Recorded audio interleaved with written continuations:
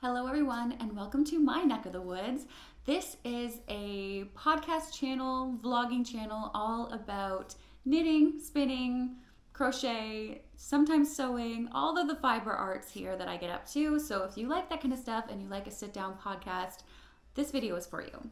So I know lately on my channel I've been doing a lot of vlogging, which has been so fun. Vlogging captured my heart. I'm not amazing at it, but it is honestly just easier for me to collect my thoughts about the patterns I'm knitting and what I've been working on and yarns I'm working with when I'm in the moment. Especially with a 1-year-old, or she's more than a year old now. She's 14 months, almost 15 months. Wow, time is flying. I blinked. With that being said, with a toddler running around, chasing her around all day, it's really hard to also get all the notes and my thoughts on everything, collect it, remember it for a podcast. So anyway, I've been enjoying vlogs. So if you like that kind of thing, it's still sit downy at times where I talk about each individual project I'm working on, but then you get some B-roll and some fun clips from my life. So if you like that, please go check out my vlogs. I've been doing them weekly. I think I'm on vlog number 7. Anyway, they're super fun. This week, I'm going to do a podcast. I do miss just sitting down and having like a simple sit down chat video. So that's what we're doing this week. We're going to do a podcast and I'm going to talk to you all about my current whips. I did spend this week kind of working on getting rid of a lot of whips. I wanted to finish, kind of just have a clean slate basically for spring. I have been getting a lot of things done really quickly, which feels great, that FO high. And I just want to get everything, especially the things with deadlines that I have, because I do have a baby blanket that has a kind of a deadline-ish. I had my dad's socks for Father's Day. I had my mom's socks for Mother's Day. So those things have been completed and been knocked off, other than the baby blanket. The baby blanket has not. That is my only whip right now. My only whip is a baby blanket, which I'm going to keep that way until it's done, because otherwise I'm never going to pick it up and finish it. I just have no motivation to pick up this blanket. So anyway, that's what the next vlog is all about.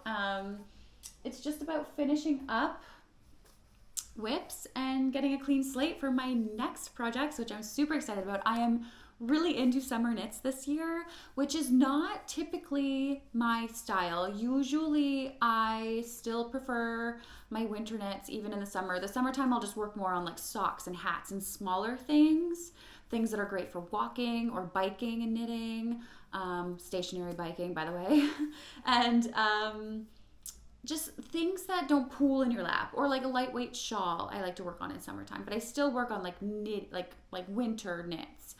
But this year, I don't know what it is. If it's my excitement for the warmer weather, I feel like this winter was just so winter and so long that I'm so excited for summer. I'm so excited for shorts and sandals and tank tops that I had to cast some on. So that brings me into the finished objects. So my first finished object is the Home Camisole by Caidree. This one here is the first one I knit. It took me, oh gosh, I can't really hold it up properly. This took me 7 or 8 days. It really didn't take me that long at all. I flew through this thing. It's a very simple construction. A beginner could do this.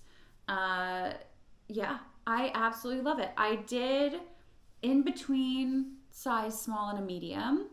I just by adding on a couple of extra stitches in the underarm when I joined in the round for the body. That's how I ended up making it a little bit bigger.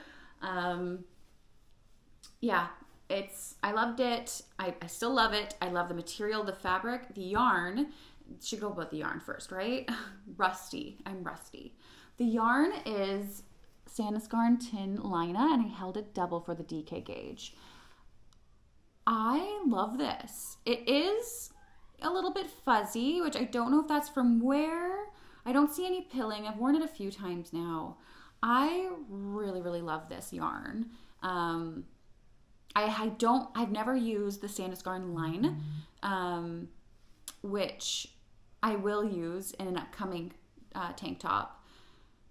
So I can't really compare the two, holding this double or the line. But by the end of the summer, I'm hoping I will have really good thoughts on holding the Tynn line double or just using the line, because I will have a few different tank tops that are like staple tank tops, and hopefully have a full season of wearing them, right? So I will know whether or not, like, I'll know which base I like better. But anyway, I have to say, such a great pattern. The front and the back are constructed pretty much the exact same, so it doesn't really matter which way you wear it. I also thought about maybe in my second rendition, which I am wearing, so I knit this twice. I literally cast this on right away. This is also Sandnesgarn Tynn line held double. This is the powder color, so it's just a very light neutral pink. It's really flattering. It's really pretty. I know you can see my bra strap. I'm not wearing the proper bra for this shirt today. We were at my in-laws because our house has an open house and showings. It's for sale. So we just moved over here for a little bit. So things are a little bit mumbo jumbo right now. But anyway, I'm obsessed with these tank tops. I do have to say, I thought I joined in the round for this one within like a couple days. And I thought for sure it was going to be done in like 5 days. It wasn't. It did take me probably 2 weeks. I feel like what held me up, one, I went to a bachelorette and I didn't really do much knitting at all at the bachelorette other than on socks. But I feel like what held me up is the I-cord. So for I-cord bind off, it's pretty simple. The pattern designer will give you a certain number to pick up and cast off. It's pretty simple. And the actual cast off itself, I don't dislike the bind off. The I-cord bind off is actually really simple. I find it pretty enjoyable. It's not a bother for me. I will say though, that I just feel like it's not as simple as patterns make it out to seem. So like for this top, you pick up all of the stitches in the entire like neck hole. It's a lot of stitches, and the I-cord bind off is quite tight compared to the actual gauge of the garment. So if you're not making sure, so when I picked it up, I made sure that from the V-neck here to the shoulder seam here, it was a quarter of the number that I had to pick up. And then I had the same quarter amount of numbers here, a quarter, and then a quarter, just to make sure that it wasn't going to be lopsided or sitting funky on me, right? Because if you pick up the right amount of stitches that the pattern tells you, but then you have maybe 10 extra stitches on this edge than you do here, and then vice versa, you're going to get a wonky fitting garment. Same with the hole here, the armholes. I made sure from the seam up here in the strap all the way down to the middle of my join, like, or the middle of my pickup stitches, it was the same amount of stitches as on the back side, because it's very easy. And I had to rip out and pick up my stitches a couple of times because it's very easy with the different decreases on the front and back. They look different. One side's easier to pick up stitches than the other. And so sometimes you pick up a little bit less on the one side where the stitches are quite tighter.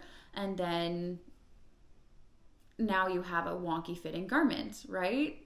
And so anyway, I digress. I am just kind of sick of I-cord, picking up stitches for I-cord. So next time, I mean, let's be real. My next cast on, I wasn't going to talk about this till the end, but whatever. My next cast on is also a tank top, and it has the ribbed edging. You still have to be consistent and like make sure you have the right amount of stitches per side. I mean, it's all the same, right? When you pick up stitches to do some sort of finishing edge, like an I-cord or ribbing, you have to make sure that it's even.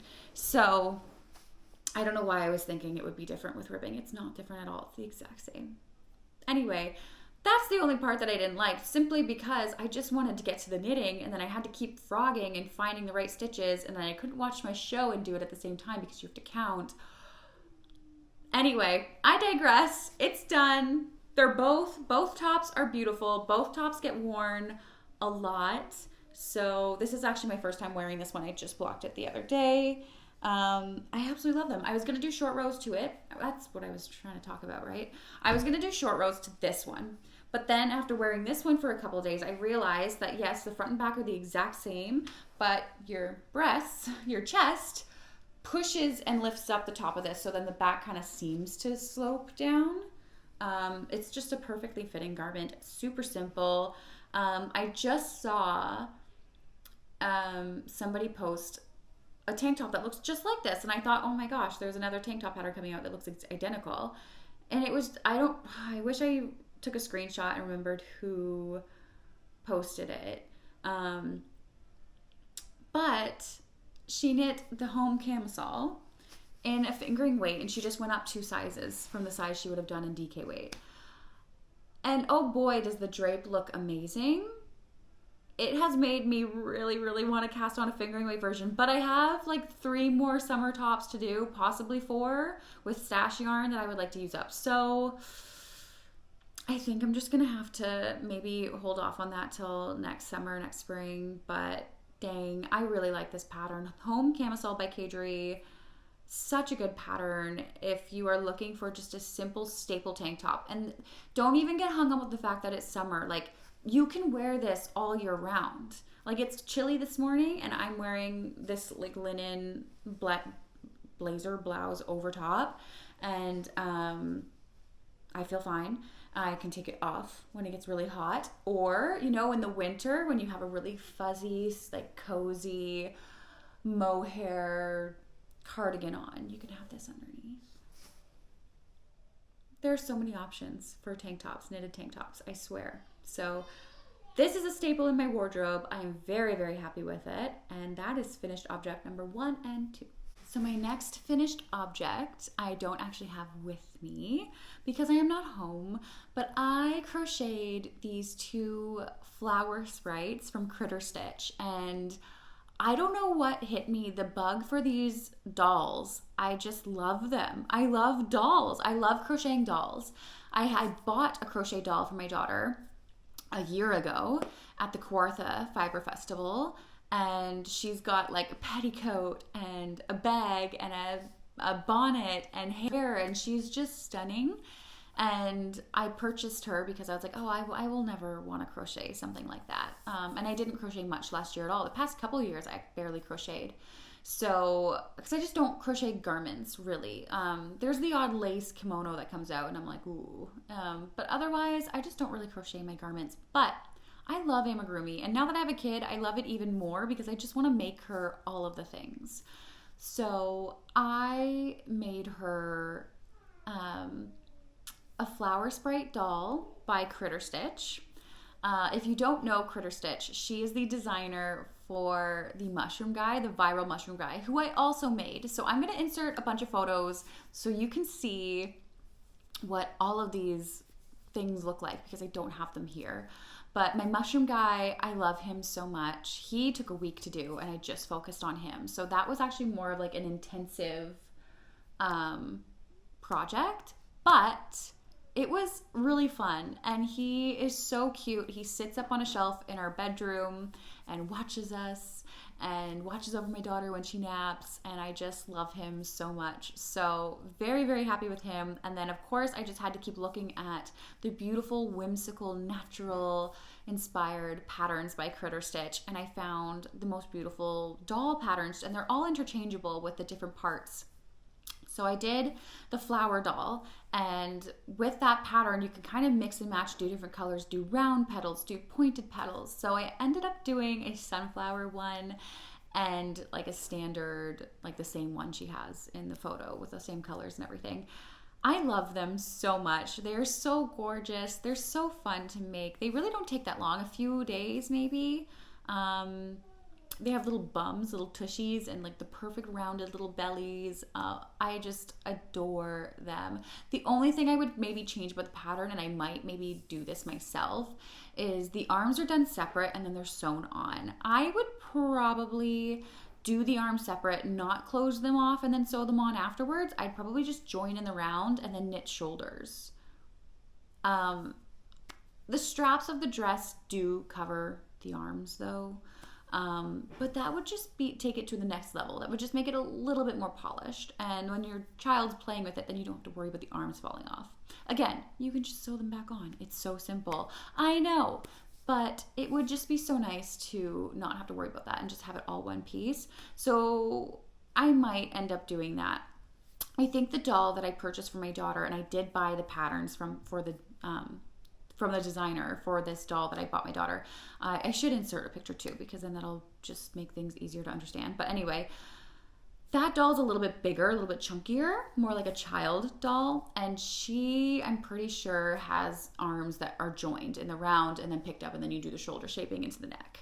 So I think maybe that might be one of my projects this summer, is another doll for my daughter. I don't really let her play with that doll. She's still young. Everything she plays with just gets like, it's all just texture and just gets thrown around.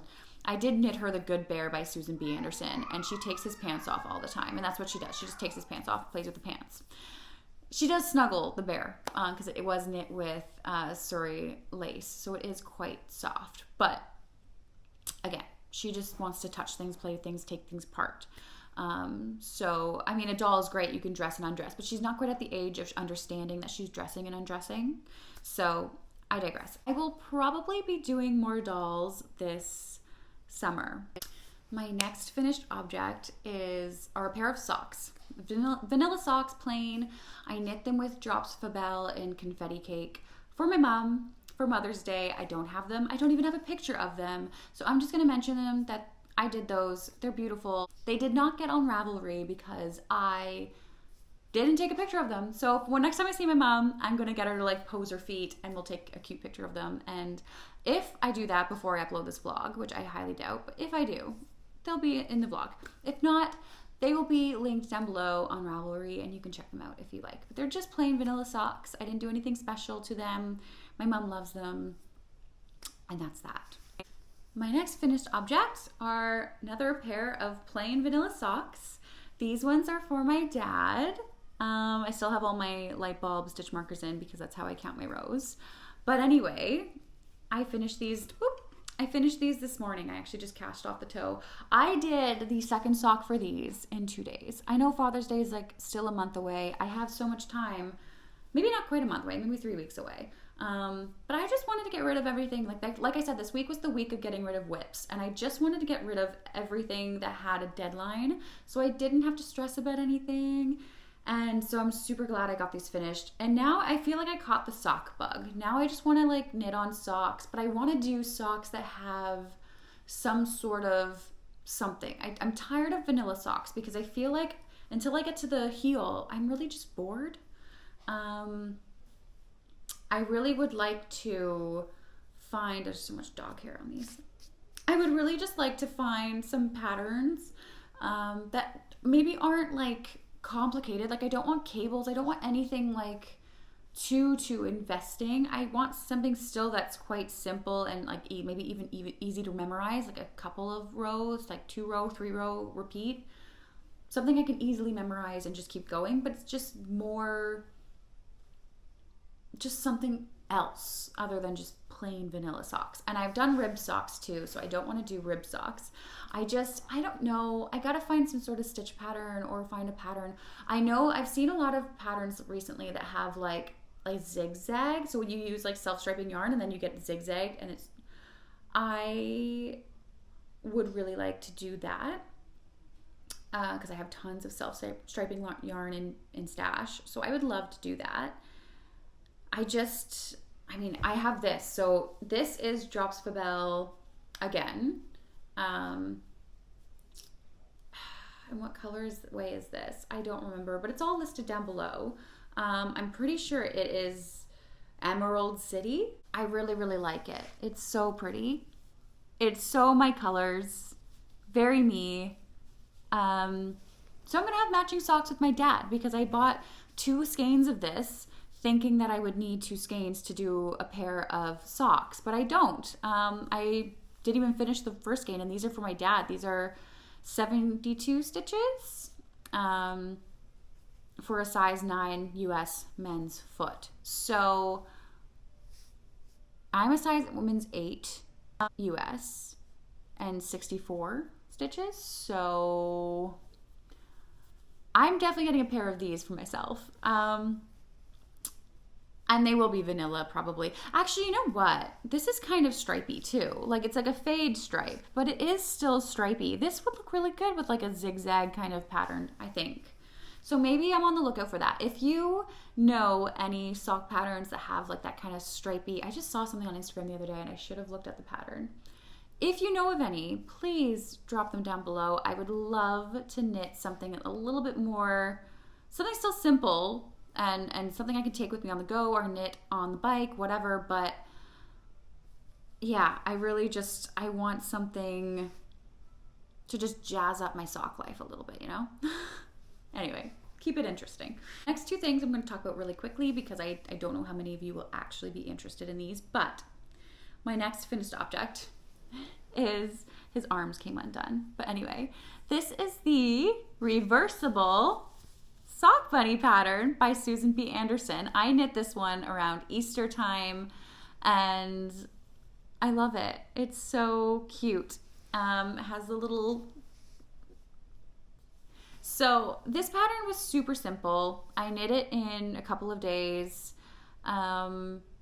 It's so much fun. My daughter loves playing with it. It's a nice decoration. It's also a nice kid's toy. I've been using it as both. And yeah, she's just so cute and barely uses any yarn either. So I use, these are sticking out because I had sewn the arms down like it says to in the pattern, but my daughter was playing with it and that just, yeah. So anyway, I'm just gonna trim those, but I love it. The yarn I used was scraps of Drops Lima, and I barely used anything. I barely used any of it. I was so worried because it was scraps that I wouldn't have enough. It looks like I didn't even use anything. So really pleased with it. A very fun, very quick pattern. It just felt very festive in the whole Easter weekend thing with family and a baby. It was just nice. I definitely foresee myself doing like a Christmas gnome too. Like this is the same designer. Oh wait, no, it's not. Sorry. Imagine Landscapes did the gnomes that I've been working on, that I worked on during Rhinebeck. And this guy is by Susan B. Anderson. Like I said, it's all listed down below. The Reversible Bunny, she sits with my gnomes from Imagine Landscapes, and I love them. They sit, I still have them out, even though we have showings and stuff. I left them out because I was like, someone's gonna like walk through the house and see them and think, oh, that's really cute, someone made those. I mean, I hope that's what people think. But anyway, super cute little guy. My next and last FO is this guy right here. This is Sir Loomycap by Lyra Lune Designs on Etsy and Instagram, Lyra Lune. She's actually quite famous, I think, well known. She has so many whimsical, mushroomy nature patterns, and I have been really into mushrooms this year, like really into mushrooms. So this guy took me a day. The cute eyes are from Amazon. They have sinker eyes like this on Amazon in like a pack of, I don't know, 50. It's insane. So 25 pairs. Amazing. Amazing, amazing, amazing. I'm blown away. It's so soft. It's so squishy. It's so cute. And this guy's just been like my little knitting buddy. Like I just put him in my bag and carry him around. Yeah, he's not for my daughter. This guy's actually for me. I love him that much. But I am going to make a little pink one for my daughter since it only takes about a day. And I have all of this Ricorumi. This is Rico Designs Chenille Dove. That's what this yarn is. It is a super high quality chenille. It's not like what you're going to find at Michael's. This stuff does not shed. It is so smooth and easy to work with. It does not hurt my hands at all. It's amazing. This thing whipped up so fast, so easy, and it's so cute. So this little guy is my little buddy. I bring it with me in my bigger knitting bags, and it's just cute to pop out and show. It's also nice to have it on the go if Lucy needs a toy and I don't have one. Then this is really nice to have. But yeah, super, super, super cute. It has another mushroom pattern, which I will show a picture of, that I really want to cast on next because I love working with Ricorumi DK, which is Rico Designs amigurumi yarn. And I picked up yarn the other day to do one of her mushroom patterns that it's more of the detailed fine crochet amigurumi pieces. But it's still that like chubby mushroom, and the caps are just so detailed and gorgeous. Like these little guys, I could see these little guys sitting around my house everywhere in just little corners, and just I just love them so much. So I had to go to the store. So I got my usual Ricorumi DK. And these are the colors I'm going to do for the body. And then for the cap, Ricorumi DK has color changing yarn that I just discovered. So here we are. We are going to do a cap that changes color. How cool is that? I am so excited for this guy. I don't know how long it's going to take me, probably less than a week. I don't think it's going to be quite as intensive as the mushroom guy that I did by Critter Stitch. So I'm so excited. I can't wait to do that. I have to do my daughter's Sir Loomycap first, the pink one, and then I will go ahead and start that. But we are getting whips done. So my only whip, like I said, I have one whip now. And it is my 6-day star blanket for my girlfriend's baby. It is coming along. I mean, it's cute. I should have done one of those videos like that you've seen around Instagram. I mean, if you have seen them or not, I don't know. But they've been around Instagram, and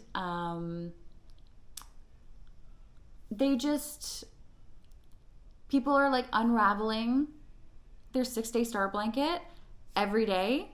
And so it shows the 6 days and how much they get done each day. And I think it's so cool. I'm just afraid that I would commit to that and then, it doesn't even matter. If you miss a day, just do it the next day. Yeah, it's not really a big deal. Anyway, I would really like to do that.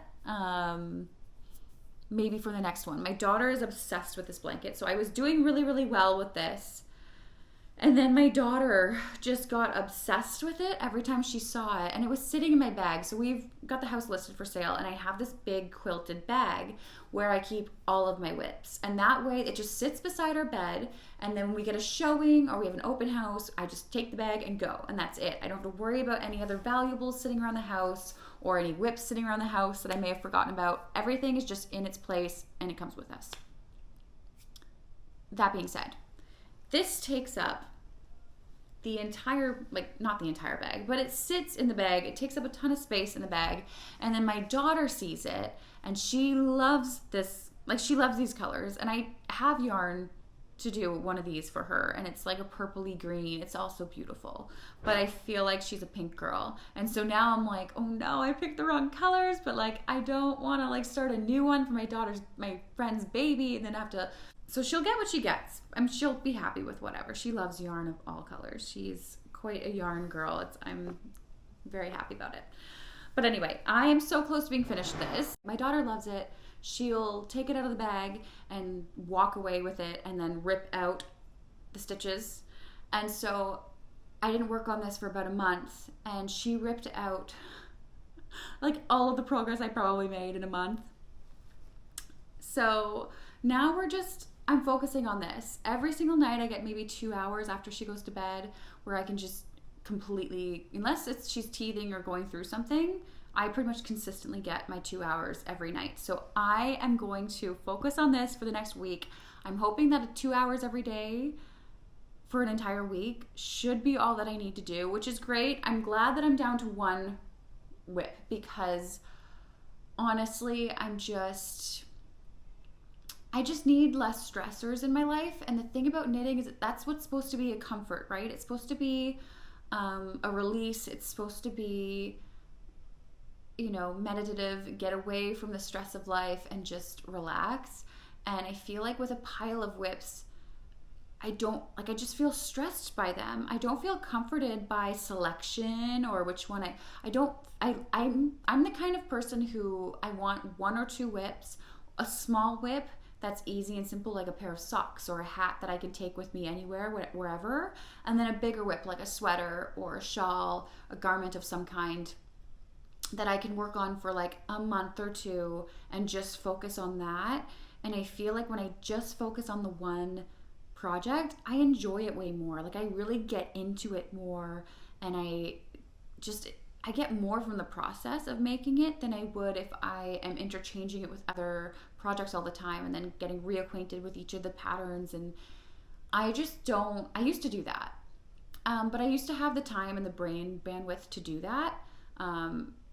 With a child, even though I don't have a job right now, my brain is going 1,000 miles a minute all day with her.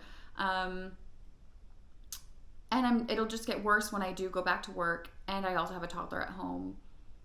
And then we have more kids. It's just like, I don't know. How do people do it? I just don't know. But you just do, because you love your kids so much. Like they're everything. So that's what I've decided to do, is just bring my whips down to 1 or 2 whips. I get more done that way as well. And then if I want to have like, you know, a random day off from the whips that I'm working on, I can take a small project like Sir Loomycap here and make him in a day just to get a little palette cleanser day off kind of thing, and then continue to work on the whips that I have. So you can sit right here. So yeah, that is what I'm working on. And I hope that it will definitely be done. If I'm doing a podcast, I think I might do a podcast maybe, depending on how much I can get done with this whole 1 to 2 whip kind of situation. Maybe I'll do it every 2 weeks, or maybe I'll do a bi-weekly podcast and a bi-weekly vlog. And then that way I just interchange them. So you'll get 2 vlogs a month and 2 podcasts a month. That seems more manageable to me. I really love the vlogs, but they're just not getting many views, and I don't know if maybe that's just not what knitters want to watch. I personally love vlogs. I love watching vlogs. I love Woozy by Celine. I love Celine or Selene. I love her vlogs a lot. I also love just Europe. I love seeing Europe. Who else is vlogging that I really love? There's lots of project vloggers out there. I love the project vlog. I love the idea of the project vlog. But if it's taking me months, I'm going to lose the clips. You bet I'm going to delete them. You bet they're getting like deleted off the computer, off my phone. They're gone. So I don't want to commit to project vlogs unless it's something like the tank top that I can do in a week or 2. Otherwise, yeah, it's just not going to happen for me. So I'm just doing these crafting vlogs. And yeah, I mean, if you are not a vlog person, but you have a spinning wheel and you would like to stain it, my last vlog that I uploaded, it does have a little bit, I just stained my flyer and bobbins, but if it's the same process, the same stain that I used for my wheel. So if you are interested in getting kind of like an insider scoop or a little bit of confidence, a little bit of guidance, I do have all of that information at the end of that vlog. It's like the last maybe 10 minutes of it. And so I just thought when I went to go stain my wheel, I was really overwhelmed, really nervous about it. I didn't want to ruin my wheel, but I really, really wanted that dark, deep mahogany, rich look to it.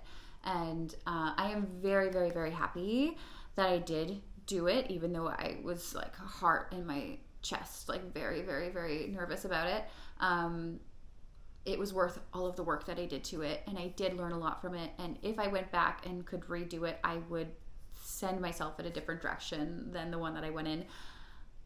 Needless to say, it turned out perfectly, and I'm very, very happy with it. But I learned so much that I know now it would have been easier if I did a few things differently or used a different stain. So if you're interested in having a little bit of guidance and learning about that because you want to stain your wheel, go watch that vlog. I just talk about it in there. And yeah, if you would like to learn about that, then that's in my last vlog. But anyway, future whips. Let's get on to future whips. I loved these, what is it called? Home camisoles by Caidree. So I've decided to cast on the moon column shirt, and I did not bring my yarn down here. Okay, so my camera died, so we're on the phone now. My last thing I wanted to show you is my finished spin for the Through Lines scarf, also by Andrea Mowry. I ended up taking a like variegated braid and doing a single ply with it, and then spinning a 2-ply with my solid dark green Corriedale. So it's merino Corriedale together. It's not a Cormo, it's merino and Corriedale spun together. And I really love it. This is my Acreworks bobbin too, by the way. These jumbo Ashford bobbins, love them. I did the singles all on my Traveler, and then I just plied with my e-spinner because that's just the most comfortable, easiest thing to do. And I'm really excited. I have 200 grams. So I'm going to get this washed and snapped and drying today. And then I will probably show it in a vlog or on Instagram, all ready to go for my through lines, which I don't know when I'm going to knit that. I was really planning on knitting it this summer, but now that I have all these summer knits that came out of nowhere, which I really did not foresee me doing summer knits at all. Now that I have all these summer knits, I'm like, I don't know if I want to do the scarf until the fall anyway, but at least the yarn's done for it. And I have a pattern for the yarn. It just feels so good to finally bridge my, I feel like this painting is like super distracting. Plants are better. Plants are better. So I feel really good bridging my love for spinning yarn and my knitting, because it was, for the first like year and a half, I just couldn't bridge the two. I never knit with my hand spun until like a few months ago, almost the 2-year mark, because we just passed 2 years of spinning. My creative brain just couldn't put the two together. It was one or the other. And I would spin pretty yarns, and maybe it was because I was learning to spin too, right? Like I was learning how to divide a braid to get a certain yarn that I wanted, right? So I wasn't necessarily thinking, okay, then use that yarn for socks, or then use that yarn for hat, or then use, I didn't think like that. I just thought I'll just build my handspun stash and then I'll just pick through it when I want to go and knit something, which is kind of great too, because I've done some amigurumi with my handspun now, which is really cool. And I'm going to continue that because I have like a gray bunny bear thing that I want to knit. I just got lots that I want to do with my handspun, like the smaller quantities that just won't do well in like a shawl or a sweater or whatever. But I do have 3 sweater quantities of fiber in my stash that I would like to spin up. Probably not all this year because that's crazy, but I'm definitely going to start one of them during Tour de Fleece. So I'm definitely vlogging Tour de Fleece. That is definitely happening. I know some spinners will vlog like each day. I'm not going to do that. I don't know how much spinning I'm actually going to be able to get done. So I'm going to definitely spend like maybe an hour each morning spinning, and then whatever I can do after Lucy goes to bed. I will probably devote that whole like 2-3 week period to spinning. But yeah, I never join a team. I never really officially do it. I just kind of just do it. This year, I think I will join a team. I will track my yardage. I will actually do the thing this year. So very excited about it. And I'm going to try to at least start and get a handle on my sweater spin. I don't think I'm going to finish it, but that would be ridiculous to finish a sweater spin in 2 weeks. I would also be wasteful. I feel like I bought 6 braids. That should last me at least a few months, maybe more. It's just about being consistent in how I'm spinning and plying and all that kind of stuff. I am probably going to ply all at the end. So I think I will just use all of my storage bobbins. I'm going to make sure everything is cleaned off. Even if I have to take singles and wind them into balls and then ply from the balls, I will do. It is a 3-ply though, so I feel like I should probably keep them on bobbins. I might have to order some extra standard bobbins from Yarn Canada or wherever I can get Ashford bobbins. I know they have like a 10-pack for sale, which might be useful. I think I need 19 bobbins if I'm doing a 3-ply. So yeah, I think I'm going to do a 3-ply. That's just what I feel like doing. So I've been spinning super fine as well. That just makes it last even longer as well. Spinning, the more fine you spin, the more yardage you're spinning, it just lasts way longer. So anyway, if you've lasted this long, thank you so much. I hope you liked my podcast. I haven't done a podcast in a while, and it feels really good to just sit down and chat about everything and what my planning has been like for all of these projects. It is really nice to just focus on one thing at a time and just get them done and get them off my needles and my hooks. And yeah, so I hope you enjoyed this. Let me know what you're knitting on down below. And if you have those, the sock pattern recommendations, please link those below because I am on the lookout. I need some knitting.